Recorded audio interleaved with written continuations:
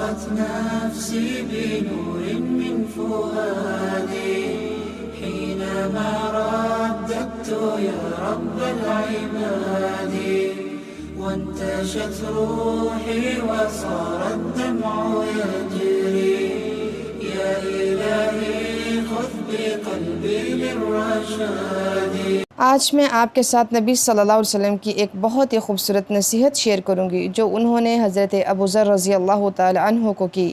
اس میں ہمارے سیکھنے کی بھی بہت سی باتیں ہیں۔ مشکات کی ایک حدیث ہے، ابوذر رضی اللہ تعالی عنہ نے عرض کیا، یا رسول اللہ مجھے کوئی نصیحت فرمائیے۔ آپ نے فرمایا، میں تجھے اللہ کا تقوی اختیار کرنے کی نصیحت کرتا ہوں، کیونکہ اللہ سے ڈرتے رہنا تیرے دینی اور دنیاوی امور کی خوبصورتی اور آرائش کا باعث ہوگا۔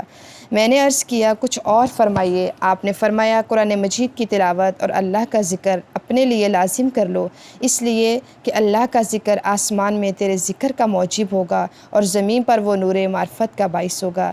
میں نے عرض کیا، کچھ اور بتائیے۔ آپ نے فرمایا، طویل خاموشی اختیار کر، اس لیے کہ خاموشی شیطان کو رسوا کرتی ہے اور تیرے دین میں وہ تیری مددگار ہے۔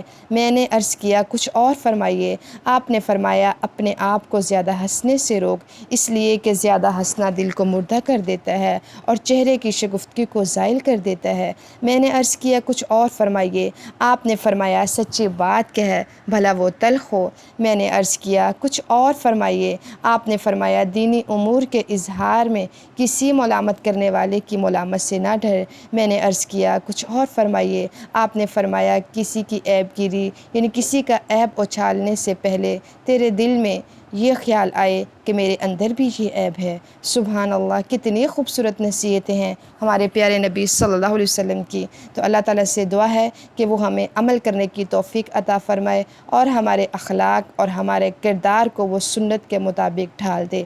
السلام علیکم ورحمۃ اللہ وبرکاتہ۔